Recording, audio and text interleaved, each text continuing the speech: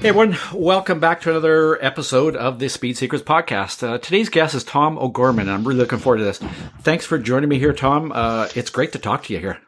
Yeah, hey Russ. It's somehow in all these years we've never bumped into each other in a paddock, and we finally are virtually. So good to talk to you. Yeah, it's funny how this sport is, and I've had people on the podcast who I have known for 20 years, but known them as, "Hey, how you doing?" As walking past them in the paddock, and you and I have not even had a chance to do that. So this is really cool having you on the show and getting to know you, and having you get to know our listeners, and the listeners get to know you a little bit more as well. So this will be fun.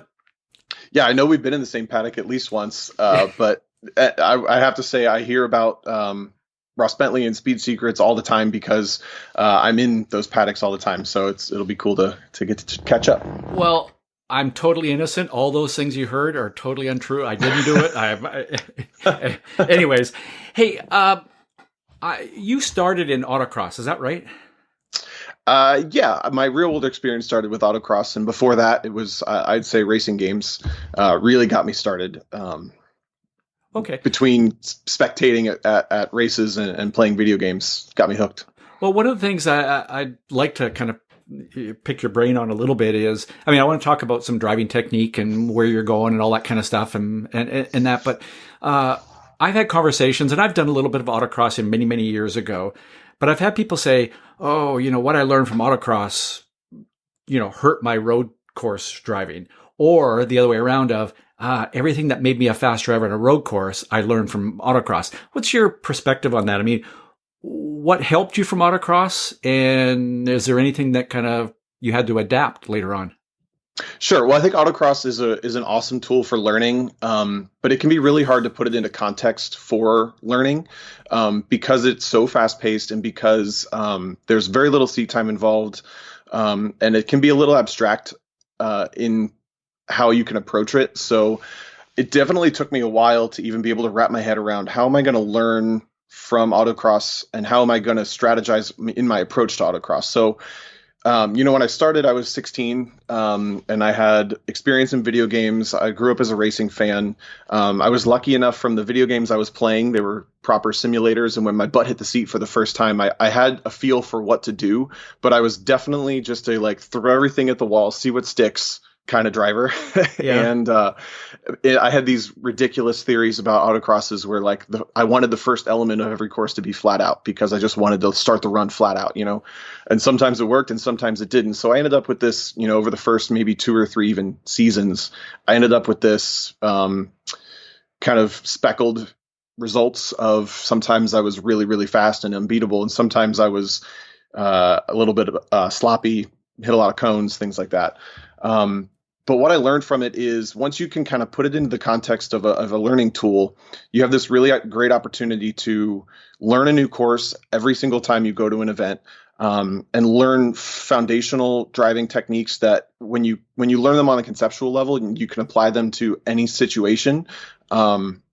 It's way better than learning one track and learning all of the marks of one track and learning all the important things about one track, or one car, because you have to be so flexible in all of those aspects. So once I started driving on track, I could learn a track in 3 laps, or I could learn a new autocross course in 2 corners, or I could learn a new car in, basically a launch and a shift.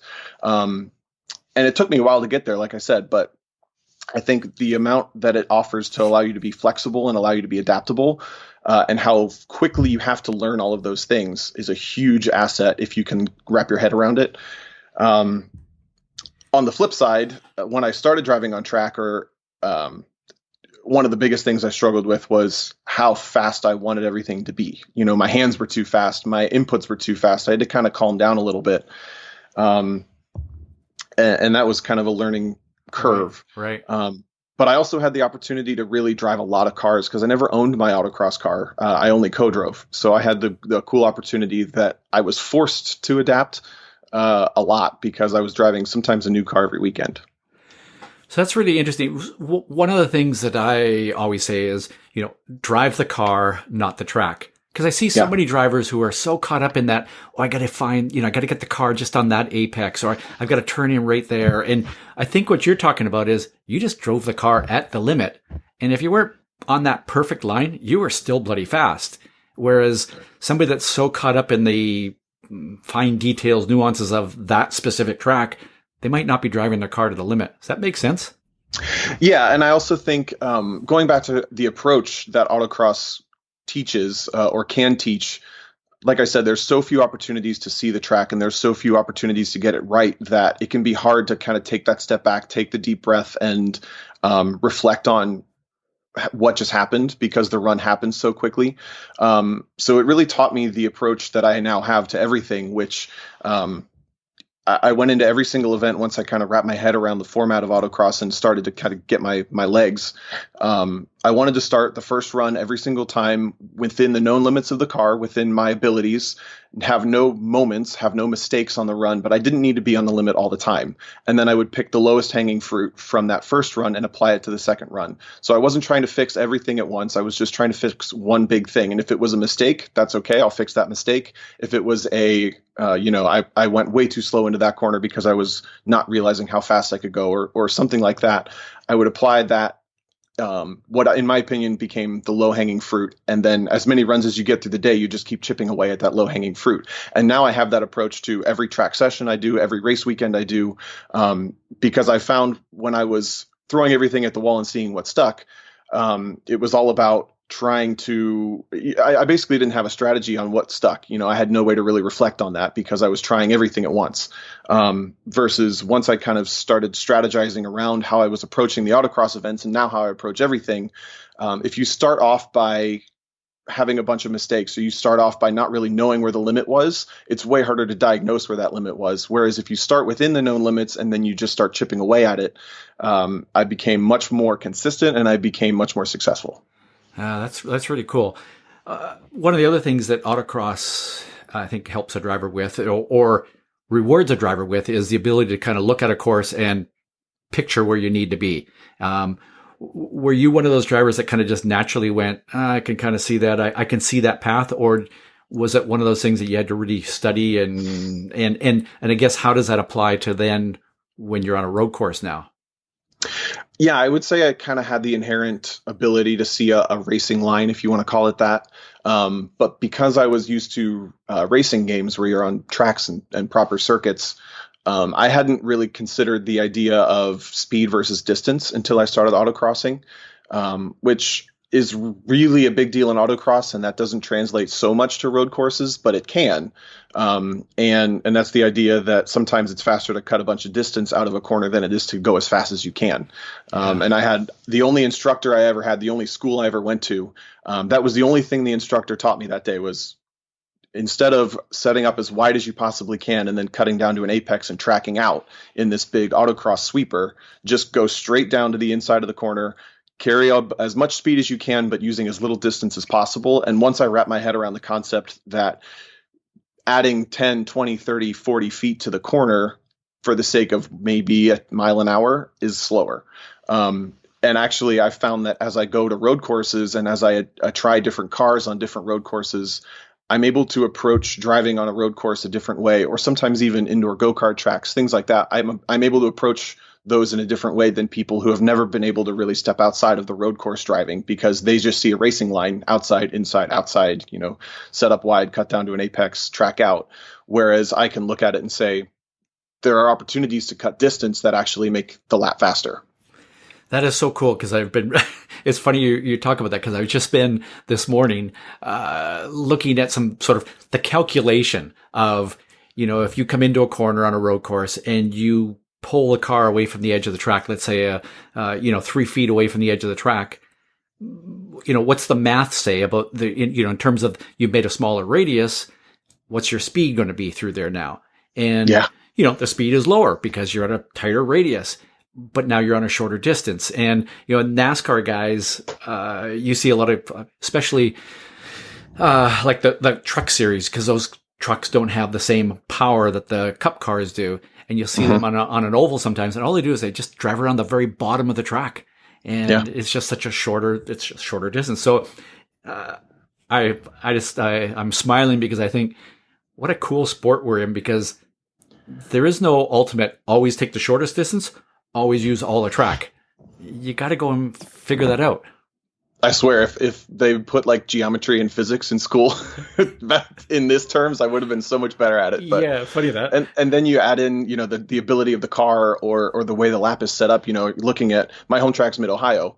So you're ending Mid Ohio in the slowest part of this track, the carousel, and onto a qualifying lap, you set up the carousel really wide on the entry, and you go for a flying run onto the front straight, and then on the flyer, you come super super tight into the carousel and cut all the distance out of it, which ruins your next lap. But you're basically setting up each lap differently based on how you want to make your speed, and some cars make speed better than others in different ways. And I mean, it's like you said, it's fascinating to me. Yeah, yeah. Hey, kind of taking a step back a little bit. I guess give us the quick history lesson on how you went from simulators, games, autocross, and into pro racing, and Sure. steps along the way. Yeah. So I said, like, my home track's Mid Ohio. My dad started taking me there when I was 2 or 3 years old. I grew up through. I was born in '91, so I grew up through the period where the SCCA runoffs were there. It was on every pro race calendar. We went to every spectator weekend. So I was already kind of obsessed with racing. And my first game system was the PlayStation. I had the Need for Speed games and Gran Turismo games, and that kind of grew into PC simulators. Starting, R Factor, GTR2, moving into iRacing. And around that time is when I started autocrossing. And I got really lucky that my dad's a car guy and my mom's an adrenaline junkie. So I was kind of like preconditioned for this. Yeah. And my dad always had muscle cars, and he bought a Miata for the first time. And I can't remember if he bought the Miata because of autocrossing or if he started autocrossing because of the Miata. But either way, a year before I could drive, he started doing those events, one or two here or there. I got my temporary license, started with autocrossing at 15 and a half. And I was also lucky that my cousin Sean was starting to autocross a couple years before me and got involved nationally. So he was already experienced running SCCA national autocrosses and kind of brought me along or introduced me into that world very early. So I started doing those events as a co-driver for other people within my first season and a half or 2 seasons, I would say. Quit all my other hobbies, quit everything, started working just to pay for autocrossing, and I would buy people tires to co-drive, whatever. And after 7 years, I finally won my first national championship in 2013. Overnight success. Yeah, overnight, exactly. And I was always competitive. Every year I showed up thinking I was going to win, and it took that long. So, but when I won the first national championship, I realized that that's kind of as far as you go with autocross, and no one's going to, give me a ride as a pro driver because I won that autocross national championship. So I either settle for I get to autocross for the rest of my life, or take a swing and see if I can make something happen in road racing. So I'd been working at a go-kart track for 3 years, saved up as much money as I could over that time, and I bought a road racing car, an SCCA IT Civic, and did a season with that. Kind of got my head around what road racing took, and had a lot of success that year, and kind of took that same mentality of, well, I can drive IT cars and club racing regionals for the rest of my life and do autocrossing, or I can try for something more, and decided to sell that car and bought a B-spec car, which was also eligible for Pirelli World Challenge and TCB. And that was with some advice from my friends at Black Arbor Helmets, James Wilson and Andrew Hahn and those guys. And they kind of helped me understand how easily that translated. Even though it looked daunting from the inside, it really wasn't that bad. But I used all my money to buy the car. So I had to do a crowdfund campaign to pay for the racing. Did 2 weekends, and that was in 2015. And that introduced me to the people at Honda, just kind of being in the paddock and meeting the engineer, meeting the manager that deals with consumer motorsports and things like that. And I also met David Daugherty that season, who helped me kind of put together a proposal. We kind of strategized a proposal that Honda would loan us a car in 2016. We'd club race it and we'd pro race it. We'd both win our championships, and we'd, promote the heck out of Honda and do a great job. And they bit, and they loaned us a car. And sure enough, we won both championships. And I kind of feel like Honda threw us that bone, or threw me that bone, and kind of saw what would happen. And ever since, they've been helping me be in cars. I got to drive the 2017 Honda Civic Si in World Challenge for the first time. I did the development driving for that car, won the championship in TCA in 2018, and got to start driving TCR halfway through 2018 as well. So it was really kind of 2015 on that all the pro stuff started happening.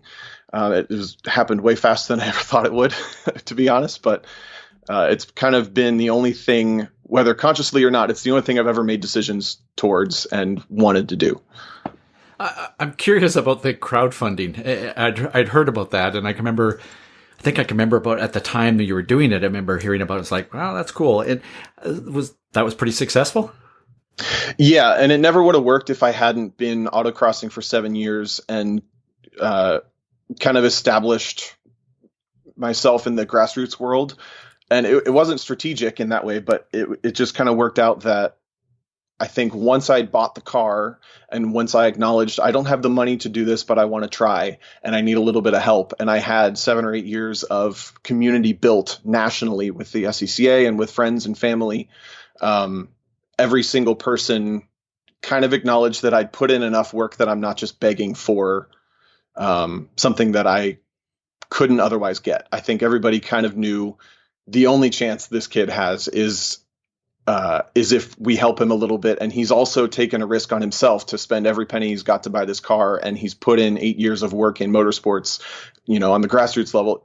I talked to a lot of people about how this crowdfunding works, and you can incentivize people with giveaways and T-shirts and things like that. And I put everybody who donated, their name went on the car. But I think it's more built in than that, and how you're established in the community and how people might see you taking risks on yourself, so that they're willing to take a risk on you too, if that makes sense. Yeah, no, this is like you nailed it. I've said to.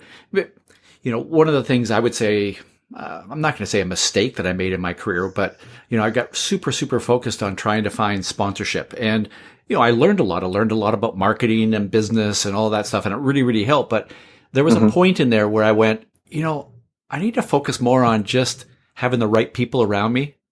And it wasn't, some phony kind of thing, but it was just, the connection that I made with people, same kind of thing. There was, when I would then ask, there were people that were on my side. So I think, to me, the first thing you did was, like you said, you spent 7 years probably building a group of people that went, man, Tom's a great guy, and then you showed them your level of commitment and your passion for what you're doing.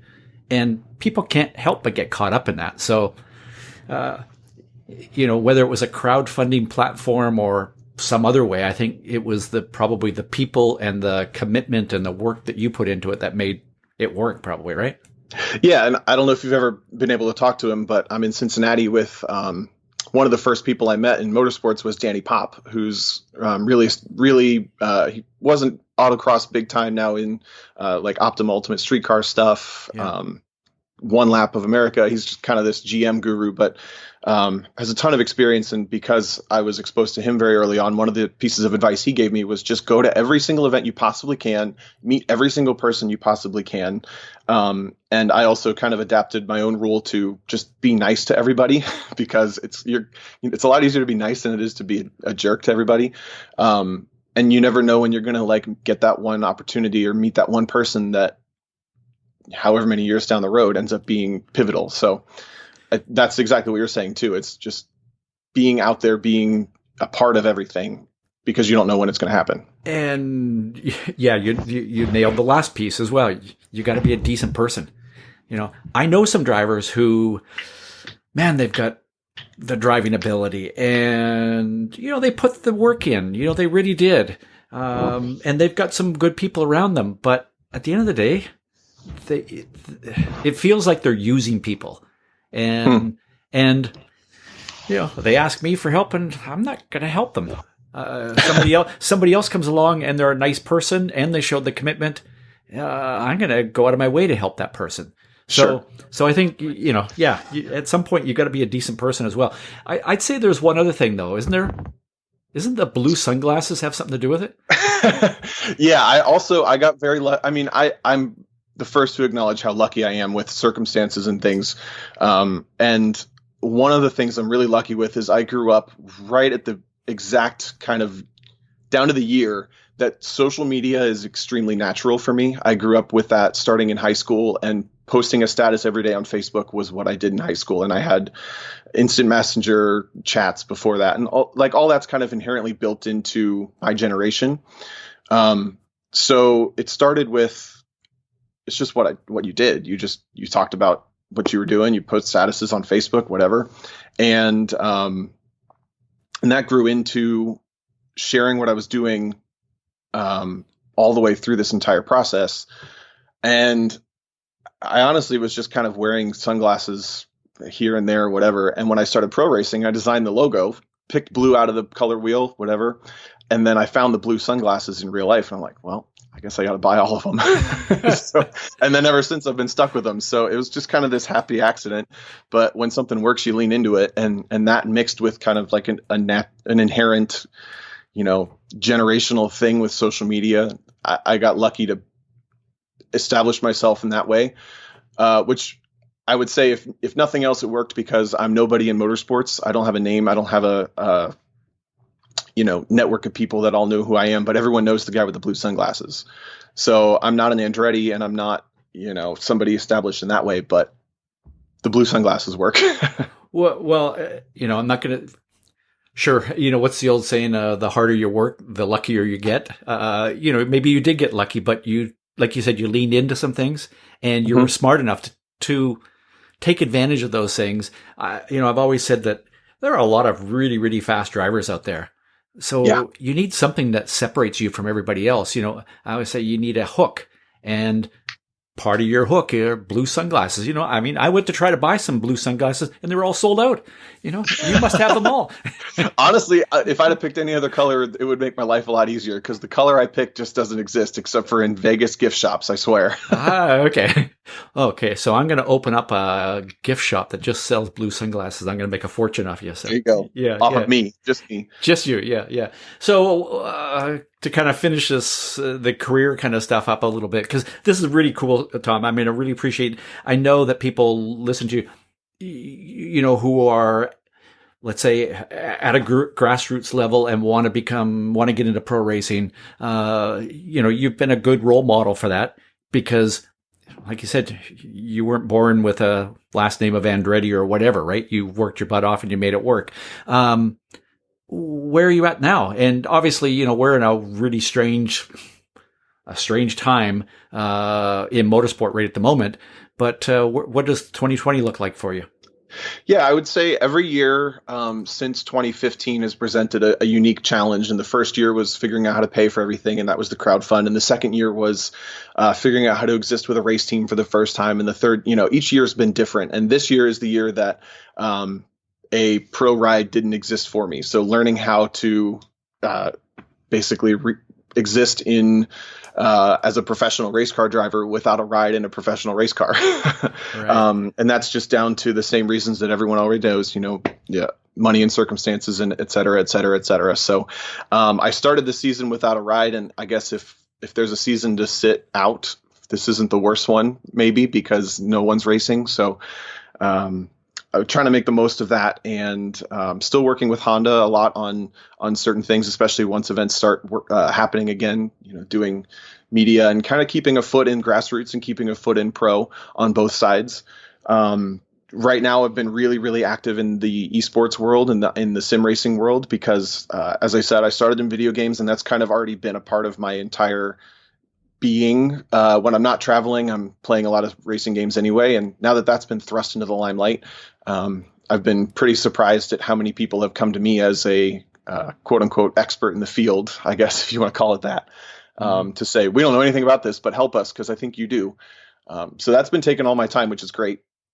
And just keep plugging away at staying relevant and staying in paddocks and going to every event, kind of following my own rules with all the stuff I've already talked about. So years ago, I worked a lot with young drivers coming out of karting, and there were certain drivers that come out of karting, and they had a good career in that world, and they had a lot of equipment, and maybe it was a family thing, and the family had a lot of karting equipment,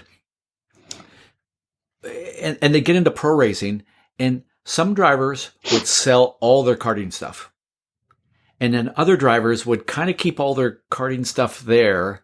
And it was almost like, well, if the pro racing stuff doesn't turn out, I can always go back to karting. And one of the things I noticed over time was those who had the backup plan ended up needing it. And those who just sold everything, they're going to make this thing work or nothing, they ended up having a better chance of making it. And I just, your thoughts on that? That's interesting. I would say that almost feels counter to my thing over the past couple of years, because I came from the grassroots world of autocrossing and a little bit of club racing. And I would say my professional career, up until very recently, I would say, is more working for SCCA, doing Track Night in America, and working with Grid Life, going to all of their events. And I've been inclined to, because I want to anyway, but I've really kind of kept one foot in grassroots racing while having the opportunity to step into pro racing. And I find that I'm one of the only guys, when I was racing in IMSA last year, racing in World Challenge the year before, I was one of the only guys that would go to the track and hang out at an event that I wasn't there being paid to be there for. Or I was one of the only guys that would seek out motorsports events for fun. And it's not exactly the same thing, but part of me wonders, because I've kept both alive, and I'm inclined to do motorsports for fun more than maybe most pro guys or career drivers, maybe.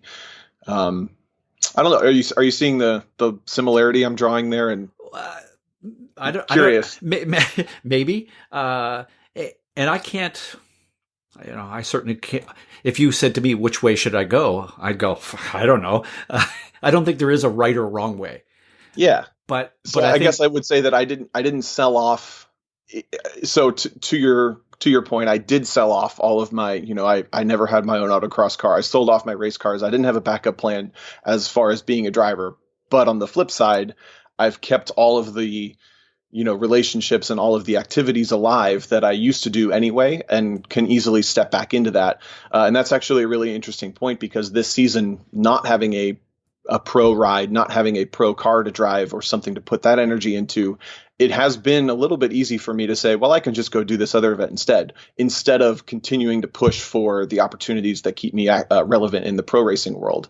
And I've been very conscious of that and trying to balance both, because I think there is a lot of value in both the fun of the grassroots events and kind of keeping that side alive, because the pro side can be a little bit draining and can sometimes not be the most fun. It can be very results driven and very tiring at points, I guess is the word for it. And keeping the fun of just being a driver and going to grassroots events, seeing friends, is the refreshing part to me. So doing both is important, but also acknowledging that it's really easy to just go back to what you used to do, rather than keep pushing forward and putting yourself out of your comfort zone and taking the risk on yourself to, instead of just going to that local track day, I'm going to go to the pro race weekend with no ride and continue to try to, be seen and be active. So maybe that's a better way to state. Yeah. Kind of the way I'm looking at both. Yeah, no, I think the important thing there was you use the word balance. And I think if it's easy, it'd be easy to I want to make it as a pro driver, but I'm going to go and do a club race this weekend, or, I'm going to do, as you say, being a pro driver, it takes a lot of effort, a lot more than I think a lot of people know. And like you said, it can be very tiring. So sometimes it's easier to take the easy route. And I'm not saying that, a club race or something more grassroots is that much easier, but it's a different kind of effort. And so not getting caught up and just back there and going, like I said, taking kind of the easy route. But at the same time, what I really appreciate is, to me, you're doing what you're doing for the right reason. It's something you love to do. It's that's where your passion is. And I know, again, personally, I went through a period in my racing career where I was so caught up in I got to make it to the next level that I wasn't having as much fun. Mm-hmm. And it impacted my driving for a while. I didn't drive as well. When I kind of stopped and went, wait a minute, look what I'm driving. I'm just going to enjoy this. Yeah. And I actually drove better. So I think you're right in having that right balance. And that became apparent to me last year. In 2019, I raced in TCR and IMSA, and I was with a team. We had 3 cars. I had an awesome co-driver. We started the season with 2 wins back to back, which is like, I can't believe this is happening. And then after that, we just couldn't catch a break. We either didn't set ourselves up for success, or we just had the wrong circumstances come our way with weather or decisions we made panned out wrong, whatever it may be. We barely podiumed the rest of the season. We had a string of races where the car broke a bunch of times, and it started to just feel like there was just no reward, because the only time we felt reward was when we performed well, and everything was riding on that. And I didn't really realize that in the moment. I was having fun for sure, and I was enjoying it. But then it was around early September. I had a week right after a pro race where the car broke. It was, no fun weekend after the fact. And I got to go to SCCA Autocross Nationals, see a bunch of my friends, drive a couple cool cars. I ended up winning, which was also a cherry on top, and then go straight to a Grid Life event for 3 more days at Road America and drive a bunch more cool cars and see a bunch more cool friends. And I realized that like that week of motorsports for fun was like what I needed to rejuvenize myself, to have the energy to keep the fun in pro racing too. So I didn't really even have that perspective until recently.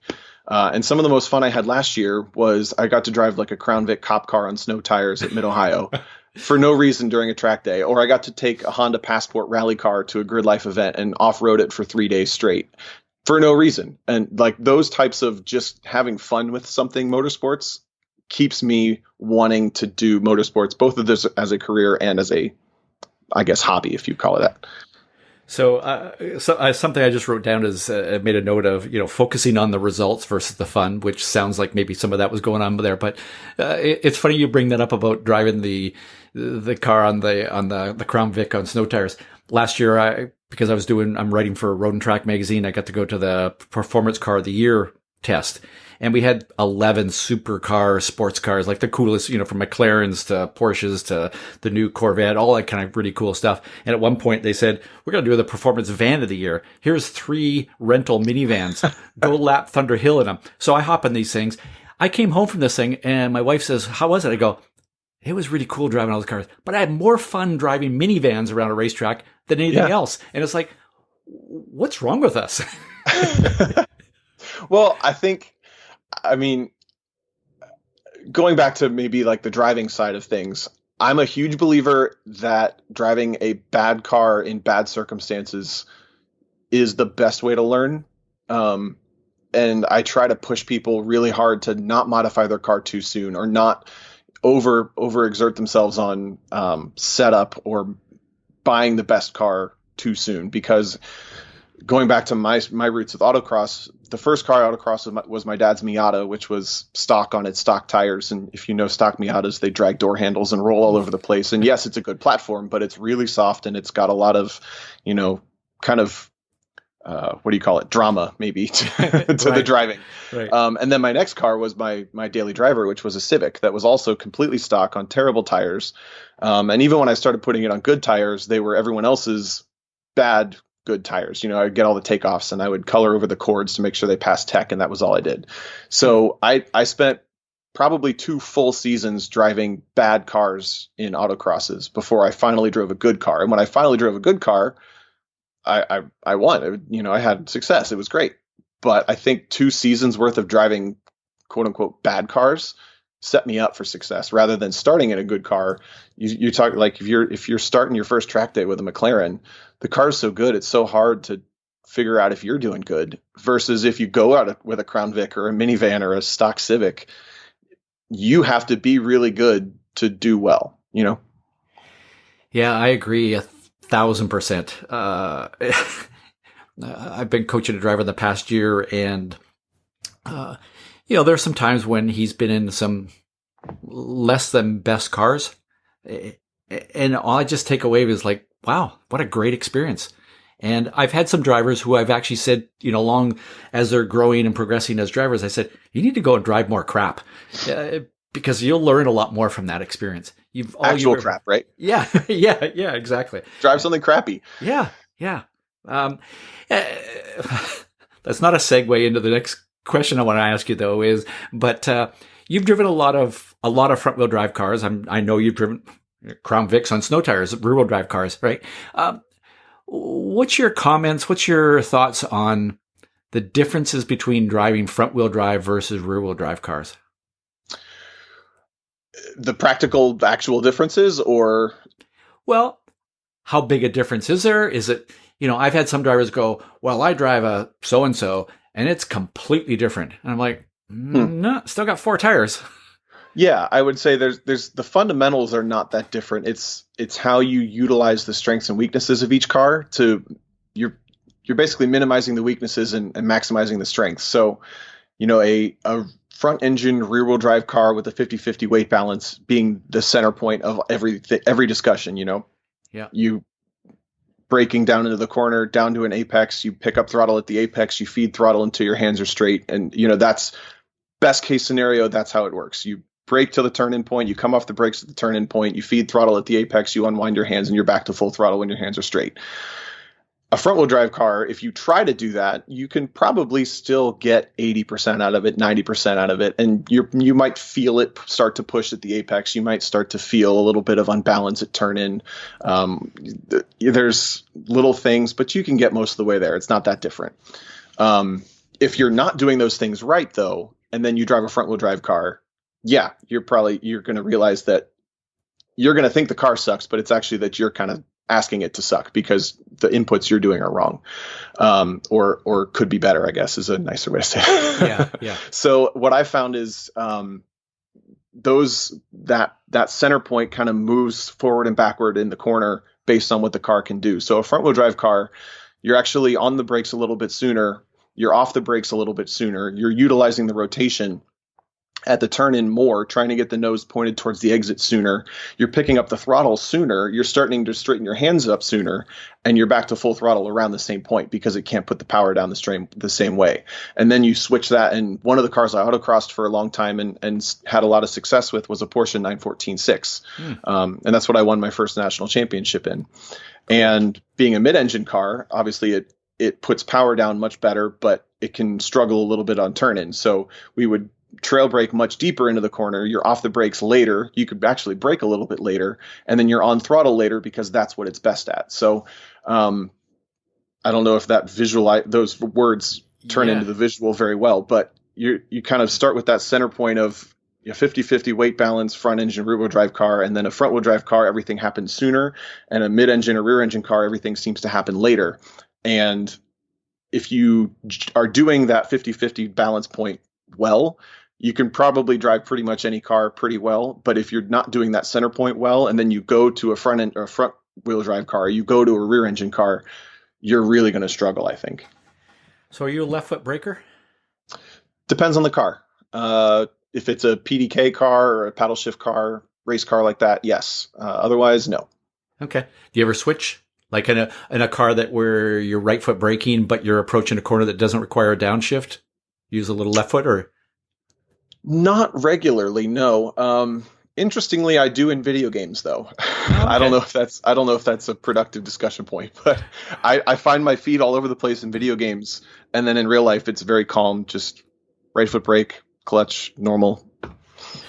Well, and Tom, at some point, I want to have you back on, and all we're going to do is just talk about sim racing, the whole eSports thing. But just like a quick recap on that world in terms of what do you see the pros and cons of somebody that really relies on a simulator to develop their driving skills, their techniques, and then apply them to the track?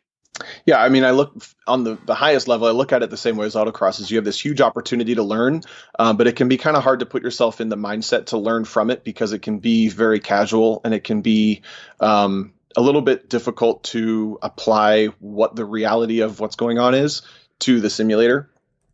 But if you can put yourself in that space, it's a great opportunity to learn for free because you're only buying the game once and you can drive the car as much as you want and unlimited track time. You can learn new tracks really well with it because tracks are simulated so well into the video games that you can pick up actual reference points if you find a good version of the track. you can practice different cars and work on your adaptability and practice. I figured out a lot of those things that I just talked about with front wheel drive and rear wheel drive um, and those things just by having ADD in video games and trying different cars every 5 minutes. Um, the hard part is every single video game has an aspect of the physics modeling within them that you have to exploit that are not realistic in order to be really fast. So if you're playing each video game just for the sake of practicing and treating it as if it's real and learning reference points and learning inputs and treating it that way, it's going to be really good. If you want to be really, really fast in video games and play online and race against people, at some point to be fully competitive, you're going to have to break away from what's realistic and just put it in the terms of what does the game need for me to go fast. And each game is a little bit different. But that's kind of the fundamental problem is there's only so much realism you can put into it. And a lot of times to go fast, you have to break realism. Could you give us one example of that? Let's say Sure. I sit down in iRacing today and, I'm driving a lap time that I think is fairly representative of the car that I'm driving on that track in those conditions.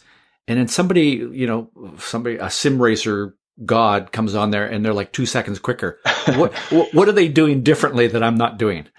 Well, the best example I can think of is not in iRacing, but it was in Gran Turismo 6. You had to basically move the brake bias all the way to the back of the car, trail brake into the corner, no matter what car it was, so that you were basically sideways sliding, drifting down to the apex, and then you mash the throttle at apex, and the car would just rocket off the corner because it had so much grip.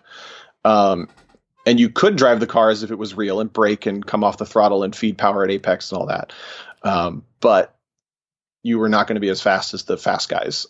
So some of it's in the setup of the car and then some of it's in the driving style. And like I said, each game's a little bit different. So iRacing probably does the best of minimizing that realistically, but each game has it still there. Yeah. What do you say to somebody that says, "Oh, I've been driving race cars for years and I'm really, really good," and they are, and they get on a simulator and they go, "This sucks." I mean, you just finished saying that you learned how the differences between front wheel and rear wheel, mid engine, that kind of stuff, and some drivers will just say, "Nah, simulator doesn't. You can't get that feel." I think that brings an interesting point about visuals into the conversation, and obviously visuals are huge for driving anywhere, and like that's the first thing half of your instructors say when you go to an event is look up, look ahead, look ahead. I always hate the saying look ahead because it's not actually what you do. It's not telling you how to be productive with it. You're just looking ahead is a part of it. But what are you looking at? What are you looking for?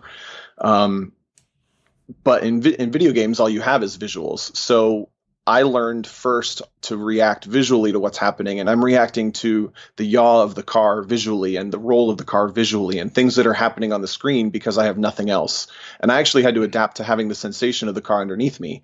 But I got really good at looking at what I needed to be looking at to a point that I didn't even think about it when I got in a car because it was already built in. I think a lot of drivers have the hardest time because they are so used to reacting to what's happening underneath them. It's so fundamentally built in the same way that my visuals were built in, that when they get into a video game and they only have visual, I think it just amplifies that people don't necessarily, the people who struggle, I should say, don't necessarily have the best visual techniques when they approach driving. So I'd say the first thing, if you struggle with video games, is diagnose your eyes and what they're doing. Yeah. Good point. Hey, time to kind of wrap this up. And like I said, I'd love to have a big, long conversation with you just about simulators and stuff. But a couple things. One is I want some. I want to ask you for your speed secret, your one tip for drivers to help them improve their driving. And the second thing would be, how do people follow you? What are some links and stuff like that? Sure. Man, one speed secret. Yeah. Putting you on the spot here. Yeah, I guess I'd have to go to my final point at every driver's meeting I give at every SCCA track night is start well within your known limit and push them every single time by establishing reference points. If you know that you can make the corner by braking at the 6 board, start there, but never brake at the 6 board again. Try the 5, try the 4, try the 3, try the 2 until it doesn't work. And then that's the limit, hit it every time. So being productive about establishing your points based on your known limits. How's that sound? Yeah, though, that's fantastic. And I can tell just from talking to you, kind of the way you approach driving. It's methodical, kind of a thing. It's there's a plan. It's not like you've written it all down necessarily. Maybe you have, but like you said, it's just taking little steps, and adding them all up, and all of a sudden you're going, wow, you're fast. Yeah. And I think the more you drive, the better you get at knowing where those limits are, and you start closer to them. But I'm still using them. I'm not just, throwing everything at the wall anymore. Right. So how do listeners follow you and learn more about what you're doing? Well, I'm really active on Instagram and Facebook pretty much.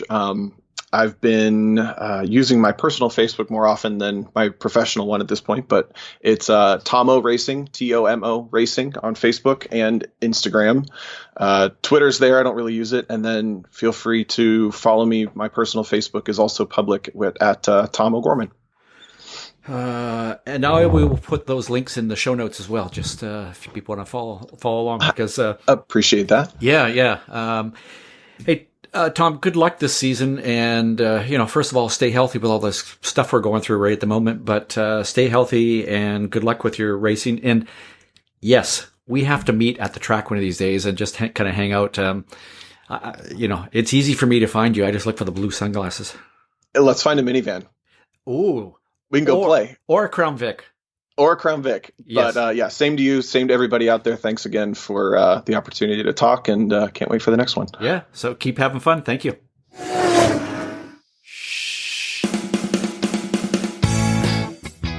Did you know Ross's Speed Secrets books are the #1 best-selling race driving technique books in the world? For example, if you're a race driver or want the most of your high-performance driving, you'll want Ultimate Speed Secrets. It covers everything from the ideal cornering line to vehicle dynamics and car setup, the all-important mental game, as well as how to make a career in motorsports. For many drivers, this is the go-to resource, something you can go back to over and over again throughout your driving career. Ross's latest book is The Lost Art of High-Performance Driving. If you're wondering how to get the most out of your modern high-performance car and have a passion for being the best driver you can be, both on the track and the street, you'll want to read this book. Not only does it give you tools and techniques, it will also help you develop the motivation to take your driving to the next level. You can check out all of Ross's books at speedsecrets.com/books or buy them at Amazon or any book retailer. It's a chance to read, keep learning, and have some fun.